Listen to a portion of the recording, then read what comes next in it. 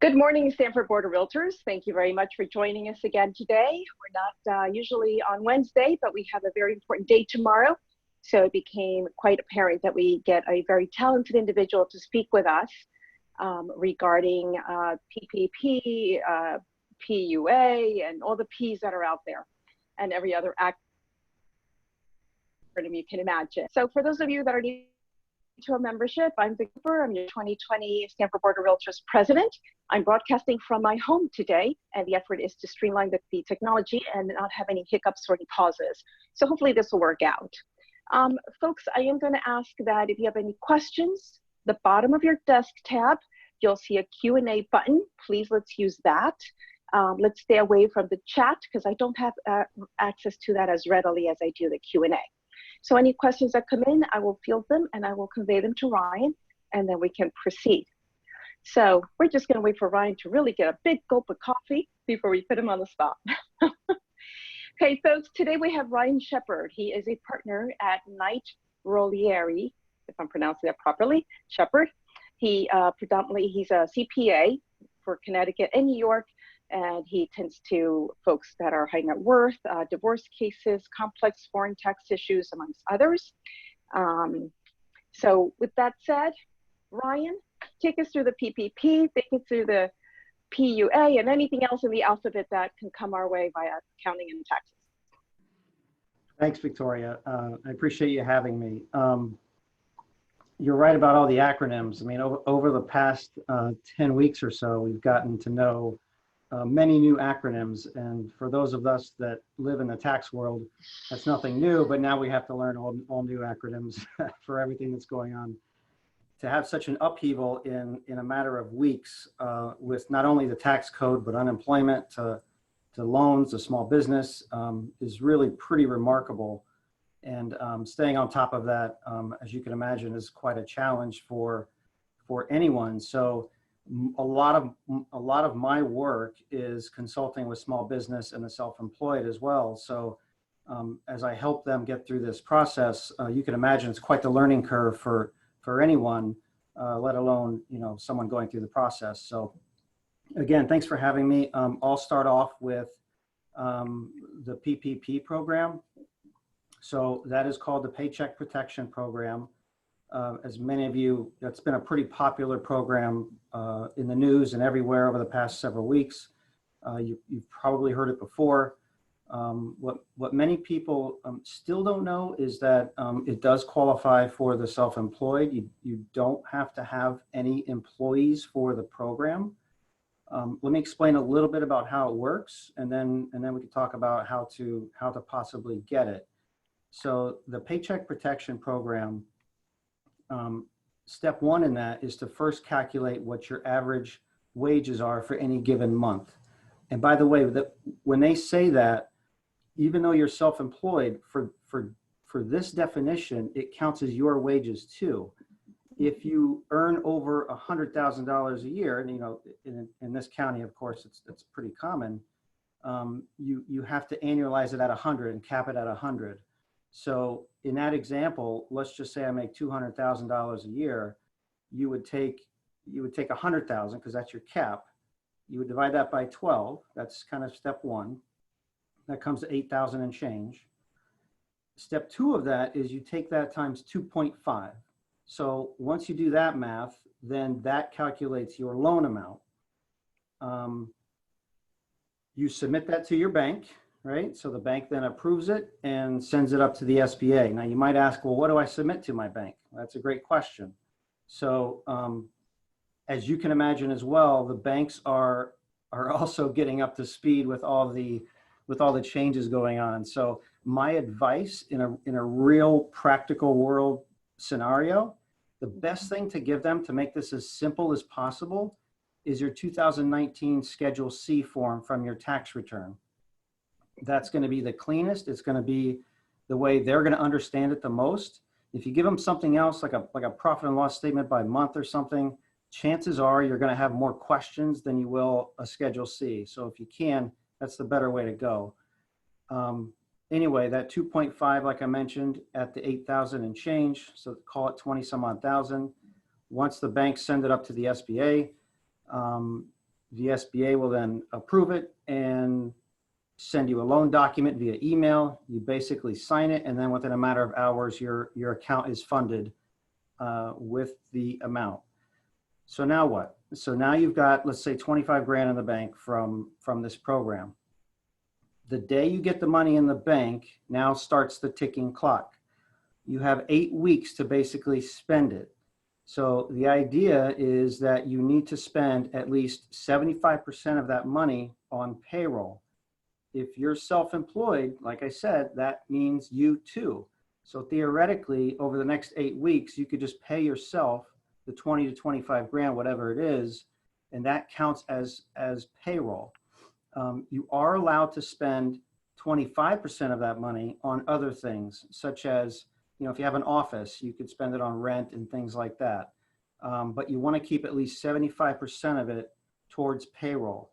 And the reason you want to do that is because at the end of the 8 weeks, then we can determine how much of that loan is forgivable, meaning you don't have to pay it back.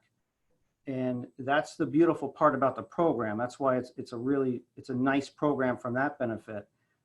The other side that some bankers will tell you, just because they don't necessarily understand, is forgivable loans by definition are taxable. However, this program is excluded from that. So even though you're getting this loan at $20,000 and it's forgiven, meaning you don't have to pay it back, it's also not going to be taxable to you. So in effect, it's a tax-free grant if you think about it. And that's why it's a really popular program. It's one of the reasons it's a popular program. As you, I'm sure, heard, the first batch of money ran out in a matter of about 2 weeks. So they funded the program with nearly $400 billion. And if you know anything about government, that is a significant amount of money. It ran out in about 2 weeks. As you know, they've reauthorized the funding. That took place Monday. So applications opened up again just this past Monday. So if you haven't got an application in, I recommend you want to do that sooner than later. When this batch runs out, I don't know Congress's appetite to refund the program again, to be honest with you. I stay on top of this stuff, and the tea leaves are telling me I'm not sure there's going to be a big appetite to refund this, considering the debt and everything else. So not sure what's going to happen there, but if you want to get in on the program, I suggest doing it sooner than later. Next part of that is, where do you apply? How do you apply? The first step is to go to your bank in which you currently have your accounts. Most banks, particularly the bigger banks, are not even going to take your application if you didn't have an account there by February 15th. There are other options if you don't have an account. For example, PayPal, for example, is offering them. First County Bank was offering them. QuickBooks Capital, Square Capital, Cabbage with a K. So there's other funding sources that do offer them if you don't have those options through your bank because you didn't have an account there on February 15th. Brian, if I may just cut in for a second. Listen, I took several economics courses in college and throughout, as I'm sure you did and many of us have, but we've always been told there's no such thing as a free lunch. So where's the catch on this? Do you think the federal government's going to turn around this time next year when we're doing taxes and say, oh, wait, we changed our mind. You're going to have to pay back a certain amount and you're not your own employee. Do you think that's going to happen? Do you see that in the foreseeable future, or what do you think? I've seen that in the past. With this program, I have to tell you, I really don't think so.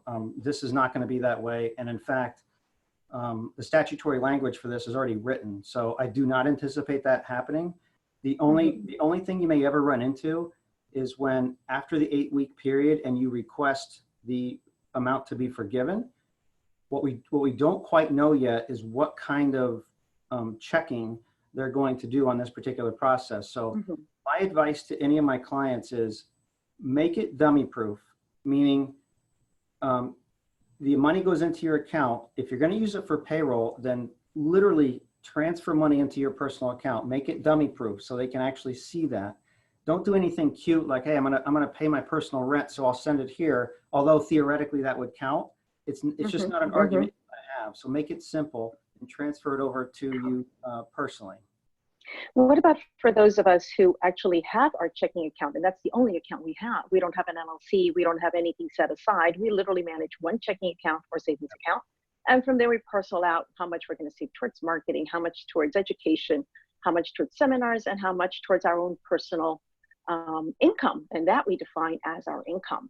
Right. So how do we tell them up in the federal level that, hey, listen, it's in my account, I'm spending it, I'm buying whatever I need to because it's my own salary?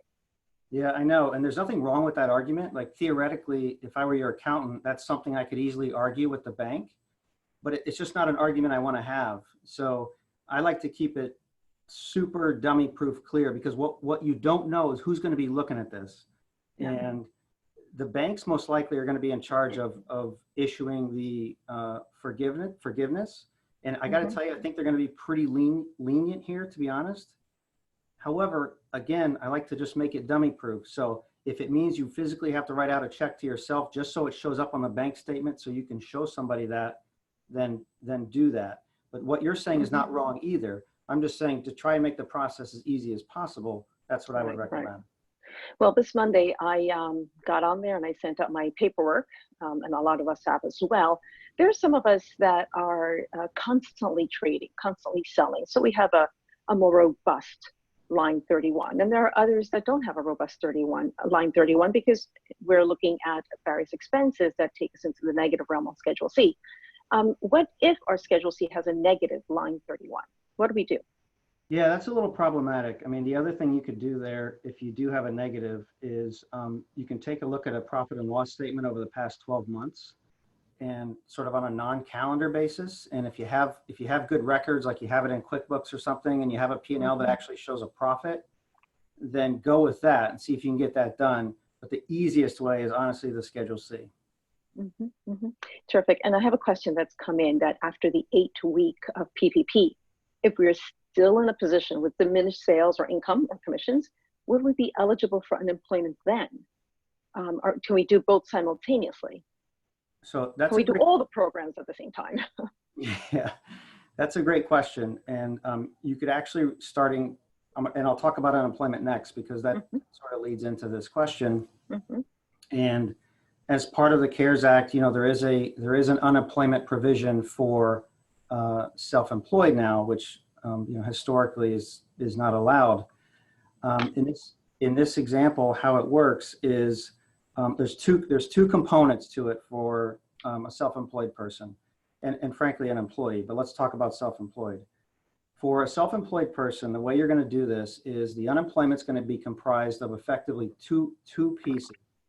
One is the pandemic unemployment compensation. Now that's what that part is going to be, and you don't need to remember that, by the way, but what that part is going to be is effectively a calculated amount based upon your earnings over the past year. When you apply for federal unemployment, which opens up tomorrow, by the way, I'll talk about that in a minute. When you apply, you will likely be asked what your gross revenue was over the past 12 months or past 6 months. I don't know how they're going to ask you that, but that's going to be part of it. That unemployment amount likely, it's going to vary for every person. It's going to be a little different, but that portion of the unemployment is likely going to be somewhere between $200 and $500, let's call it. The second part of that is the Pandemic Unemployment Assistance Program. Now that allows you to take an extra $600 on top of that number that I already just talked about. There's 2 date periods here though. So now we're talking about, let's just say the first number is 300. The second 600 adds on top of that. So now you're talking about $900 a week of unemployment if you have no other revenue coming in. That 600 will drop off at the end of July. So that 600 is a temporary add-on, if you will, that will last until the end of July. However, it is retroactive too. So that particular number is retroactive to early April. So when you go in and apply and you get your first tranche of these payments, you're likely going to see a little bit of a lump sum because the $600 is actually retroactive to early April. The other amount, the smaller amount, will continue until the end of December if you're still, you know, unemployed. So the 600 will drop off at the end of January, and the smaller amount will continue until the end of December if you're still unemployed. Mhm. Interesting. I have a question that came in via my phone text. Apparently it's just too long to type into the Q&A, so bear with me. Quote, it used to be that real estate professionals who worked at least 750 hours a year in their real estate business could deduct losses on their rental property investments against their other earned income rather than treating the losses as passive income losses. More recently, there appears to have been a tax court ruling that requires that a real estate professional spend at least 500 hours in their rental property activities in order to avoid passive income treatment. Yeah, that's correct. It's still the same. Yep. That has not changed. Okay. Because further, she says that in some real estate classes, it says that prior treatment is still correct, though others have gone so far as to claim that the tax court erred in its ruling. So I guess what you say is correct. Yeah. I mean, some of it also depends on what district you're in, but to be honest with you, the best thing to do there is always go by the statutory language, the active rules. So if you're meeting that hours requirement, generally you're fine, especially if you're a real estate professional. Okay. I have another PPP question coming in. It says, I heard you're supposed to deposit those monies in a separate account. Again, most of us have one account. I think you might have touched on that a little while ago. So that's actually not true. I mean, some banks do want you to do that, but that's actually not the case. Okay, terrific. Question, what if I have a couple of closings in the next month? As you know, we're commission-based, so we could very well be working, but not gaining any income. And it's funny because I called in my weekly call for the DOL, and the question is, have you worked? So the question, I always say no, because I'm assuming I'm not getting paid, so therefore it's a no. So how do we answer that one? Yeah, that's a great question. So, for you folks, when you file the weekly claim, to me, during this time frame, that would be, if you're not earning the revenue, if you're not having money coming in, then technically you're not working. So that's my own opinion, and I think that's the interpretation and the guidance that the DOL has provided as well. Terrific. And many realtors, we have a side gig, or some of us have a full-time gig, and we use this as a part-time gig in any case. So we have a day job from which we still are getting a paycheck. Am I still able to file for PPP? Because we've gotten conflicting views on this. Some have said that we may be able to, but also have given us the impression that the applicant is asked, what if they have any income? They're not qualified. So can you give us a little light on that, shed a little light? You can definitely still qualify for PPP because that's based upon that business alone. Don't commingle them for this purpose. The PPP is strictly on that business. It's intended. It's not relevant what other income you have. What it's intended for that particular business. So if you have a drop in business, which nearly everybody does, then you would qualify. Terrific. I have a couple of others if it's okay with you. So if you don't qualify for PPP because your line 31 is 0, can you still apply for the PUA, which I know you're going to talk about in a second. So why don't we put that one on pause? And what if we have a couple of closings taking place right now? And again, as you know, we can get paid today, we can have a windfall, but we're dry for the rest of the year. Yeah. So for that, to that first question, you would still qualify for the PUA. However, it would be the $600 one. So that's the one you would still technically qualify for. And it's not like in a couple weeks you can apply for the other one too when you do your call in, because you'll still get the other component. So in 2 weeks, your payment might be $900 instead of $600 because you don't have revenue coming in that week. And what was the second question? I'm sorry. What if we have a couple of closings taking place today and then one in 2 days, but we don't see anything in the pipeline for 4 or 5 months? Yeah, so you can apply. So obviously you wouldn't get anything next week because you have revenue, but the weeks that you don't have revenue, you would still make the call or log in or whatever, and you would still qualify for that. Terrific. We have quite a few questions. Can you file for unemployment if you make, oh my goodness, $60 weekly with another position out of real estate? And I think you mentioned that 2 separate entities, 2 separate sources of income, correct? So both of them can apply? Yeah, you cut out a little bit. I'm sorry. Can you say it again? Can you file for unemployment if you're making $60 a week with another position out of real estate? And I think you might have touched on that already. Yes. Yep. It's just for the PPPs. sorry. When you have other sources of revenue, however, that first portion, the smaller portion, can be reduced by a portion of what you're getting on the other income. So that's $60, for example. You got to take 2/3 of that, and that amount reduces the smaller amount on the unemployment. I know it sounds a little confusing, but once you go in and do the application tomorrow, that should hopefully clarify how they're going to be doing things, because they've worked over the past 3 to 4 weeks trying to carve this out properly for the self-employed. Okay. And for clarification, how will we know how much loan is forgiven? Or is that still an unknown factor today? How will you know what's forgiven? How much of the loan will be forgiven this time? Again, this time, do we have any notion, any idea whatsoever? Yeah, you do. So any portion not used for the following. So payroll, rent, utilities, mortgage interest, business mortgage interest. So anything not used for basically those categories, that's the part that won't be forgiven. So if you go out and buy a car with some of these funds, that won't be forgiven, for example. Well, that car is being used strictly for business purposes. Nope, doesn't count. Oh, very interesting. Okay, that's good to know. Good to know. All right. I think we're pretty much, oh, wait, we have clarification on one of the questions. What if we have a couple of closings now? How do we do that with unemployment? Okay, yes. Did we satisfy that question? I think we might have. Yes, we did. Okay.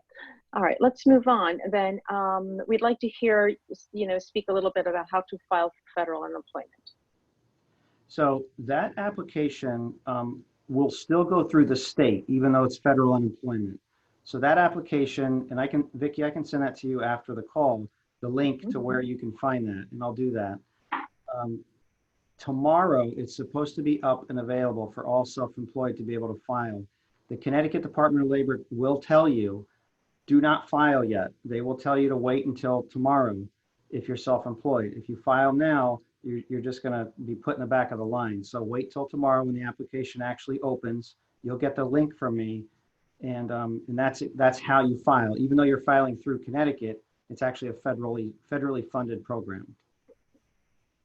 Okay, great, because I sit in New York. I do my filings through New York, and a few other folks do also from New York. And I remember in the very beginning, in end of February, middle of March, I thought, well, am I filing out of New York or Connecticut? And I figured intuitively, let's just do New York. So I guess I'll have to wait for that. Yeah. Good, good. So the PUA, can you give us insight to that? The thing that's coming out tomorrow, dynamics. Yeah, so that's the one where the self-employed unemployment insurance. So we've actually talked about that. So that's the additional amount on top of the regular unemployment amount. And that portion, again, will drop off at the end of July. You haven't seen what the application process looks like, have you? No, no one has. Okay, so this is going to be new for every single one of us. So is it something we're going to see tomorrow morning when we get up, we log on and there it is? How do we apply it? Hopefully. Okay, so you don't know? Yeah, they have said everything they've all said, including, my sources at the government, they've all said tomorrow they're sort of turning things on. So I don't know if that means first thing in the morning. I don't know if that means noon. I will tell you in the past 4 weeks, they've gotten dramatically better at processing. As you can imagine, they got flooded like every other state. Sure. They've ironed out a lot of these problems. So I do expect a much better rollout with this program tomorrow. Okay. So what if you've already filed and we've been approved? Should we reapply? They're saying no, but I don't know what to do there, and you can't really get anybody on the phone right now. So if I'm you, I'd probably apply anyway and see what happens. Right. It's better to give it a try than be out of luck. Okay. So what if we have an LLC? Do you fill it out with the name of the LLC, meaning your PUA? No. So you'll file still under yourself. So even if it's an LLC for this purpose is actually considered a disregarded entity. So you just sort of pretend it doesn't exist. Okay, interesting. Let's see, I've got another question. Any other questions coming in regarding PUA, folks?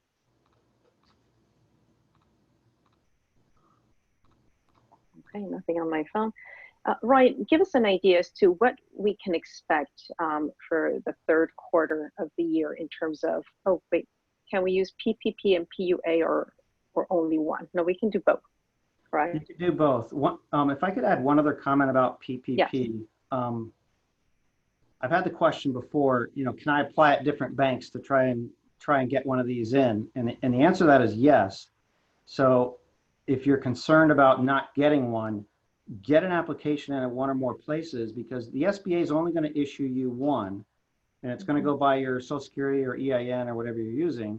So they're only going to issue you one. If you happen to get one through one bank, then you just stop the applications on the other. Okay, and then the PUA, we apply through the Department of Labor? That's right, tomorrow.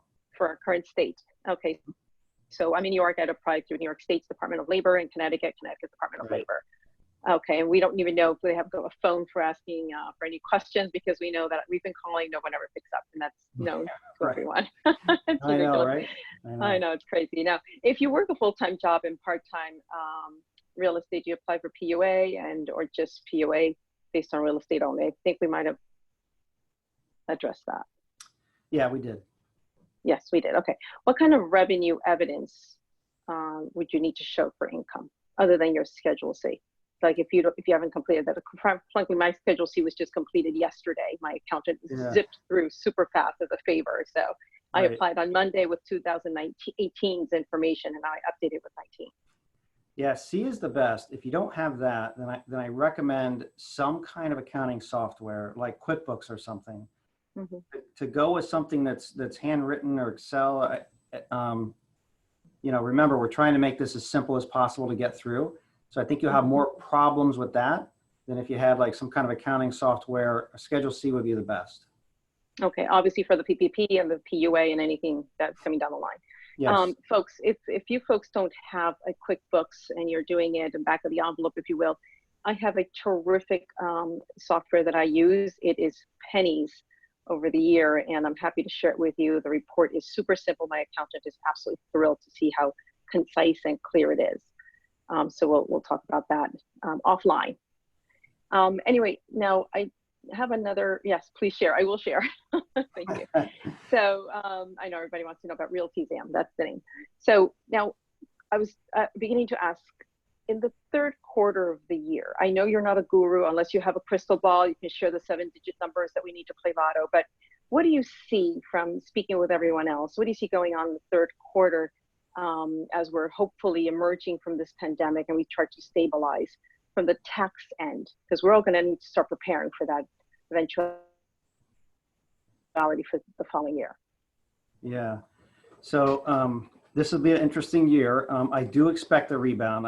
In fact, I expect a strong rebound, to be honest with you.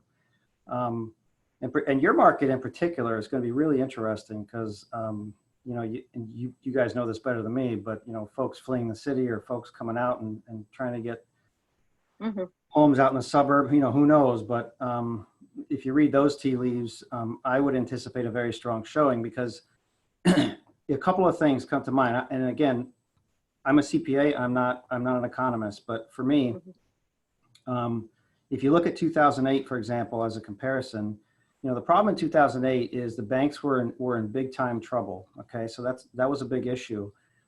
In this case, the banks were in great shape. So this is a very different type of situation. This isn't like an overvalued market. This is, we had to turn off the engine for a couple of months, and it's just a matter of getting it back started again. And then presumably everything, hopefully will start to, rise back up again. It's not a matter of there's an underlying economics issue. It's just, we had to stop and now we got to turn it back on. So I do expect personally a strong rebound. I mean, rates are amazing. Rates are still going to be incredible. And I still see customer demand out there. Hopefully everybody gets reemployed a little bit. We certainly are going to lose some small business. There's no question about it. But I do think there'll be a strong recovery. Oh, and then from a tax, I'm sorry, go ahead for the tax point. From a tax standpoint, I do anticipate additional changes too for the rest of the year, but this is sort of a very taxpayer friendly year, not only from collection standpoint and problems with IRS standpoint, but your estimates, for example, the first two estimates are not due now until July. And there's no required minimum distribution this year, and they're waiving penalties on virtually everything. So this is a very taxpayer-friendly year.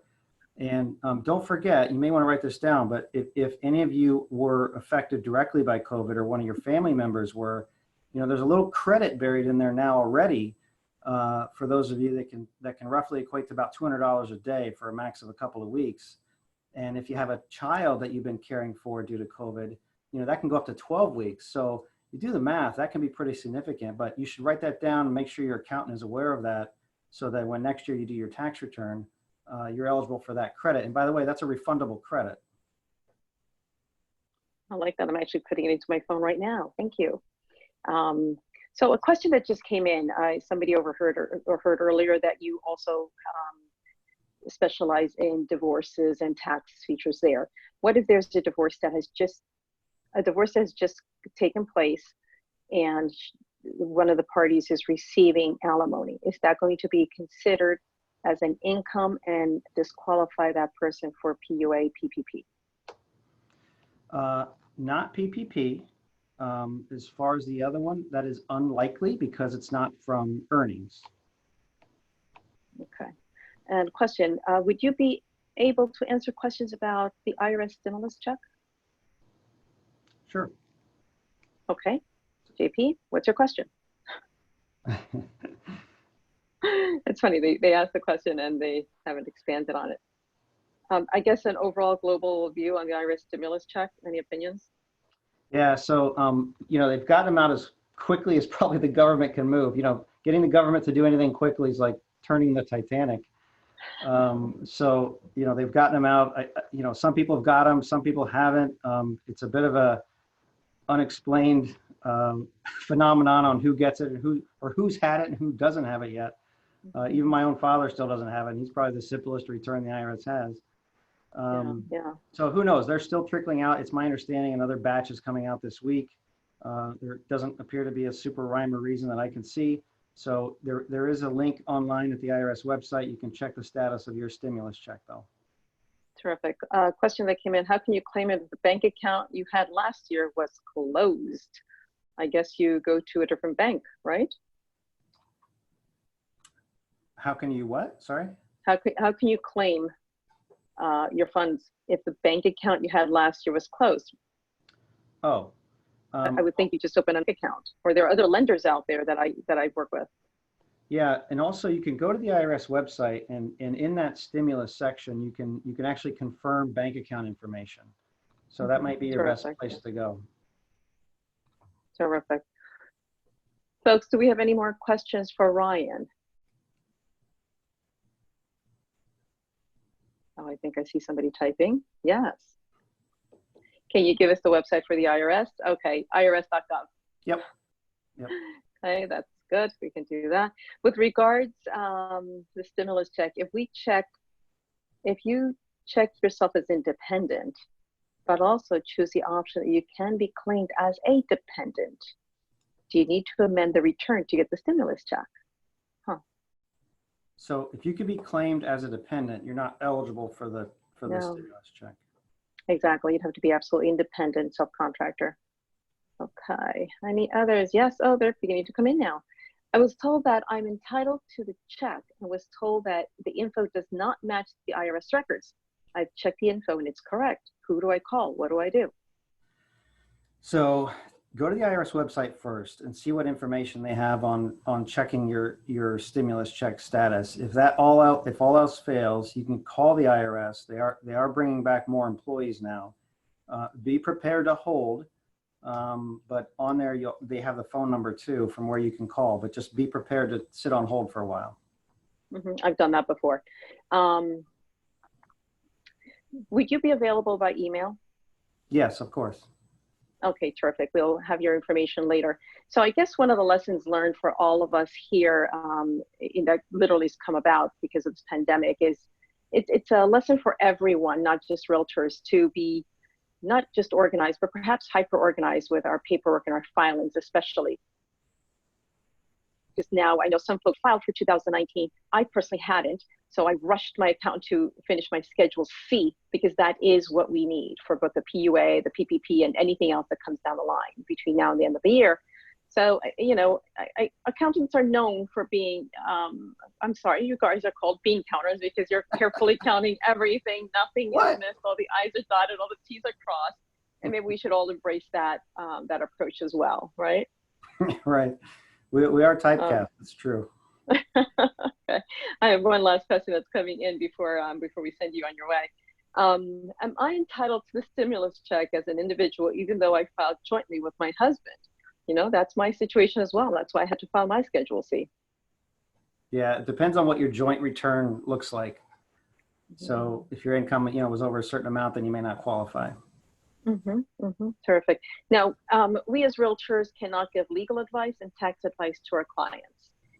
Is it safe enough to tell them, call your accountant might refer you to your Schedule C? Yeah, that's the best advice. You know, talk to your CPA and have them guide you as to what direction you should go in your situation. Terrific. And then it looks like I have one more question coming in before we let you go. As a multifamily homeowner with tenants, and tenants are not able to pay their rent, is there a program available to help, number one, the tenants, and number two, the owners? In regards to seeking help, the first step is, or am I wrong, file for unemployment, get denied, then file for pandemic unemployment, the PPP. Just please clarify the steps that one would take, especially if they're a homeowner and investor. Yeah, so the PPP for sure, you know, assuming that property has net income. So even rentals with net income qualify for PPP. Secondly, from a relief standpoint, if the mortgage on the property, for example, is federally backed, they're pushing back payments now to 6 months where you don't have to make those mortgage payments. So that's one of the relief portion. And those are being automatically extended, by the way. You don't even have to do anything. So you should get a letter or a notice or some kind of email that says that's what they're doing. So typically those are only federally backed ones. If it's not a federally backed one, then you have to go to your bank and request a forbearance, which you can do. And a lot of the banks are doing them. There's very few that won't work with you on that, especially now. And many of them, they're not even putting this on your credit report or anything. They're just issuing an automatic forbearance. Minimum I've seen is 3 months. The most I've seen so far is 6 months. But most banks are playing ball with that. Terrific. Now, what if the homeowner happens to be a trust and there's a trustee, and the trustee is managing 6, 7, 8, 10 properties? PPP? Yeah, PPP. Okay, so the trustee is considered an employee of the trust. Well, if they're getting paid, yes. I see. Whoever, and also maybe the beneficiaries. It just depends on the trust. Okay, terrific. We'll guide that and to the attorneys as well. All right, that was, I believe, our last question. Ryan, thank you so much for the wealth of information that you shared with us today. If the membership can hang in there for 1 second, please, before you leave, I've got some information for you. Ryan, can I ask you please to, again, give us your contact information for anyone that may want to reach out to you, phone number, email, and you've got offices, I believe, in Greenwich and Fairfield? Yeah, my primary office is in Fairfield. I have a satellite office in Greenwich. I can be reached at 203-259-2727. And my email address is rcs@krscpasllp.com. That's a mouthful. No. Ryan. Or Google, just try Google.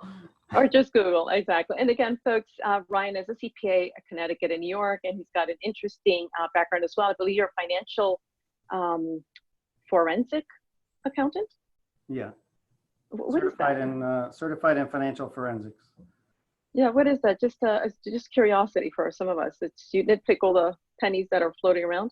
No, that would be like, you know, let's say a business owner thinks there might be theft or misappropriation or something like that. I would help with that.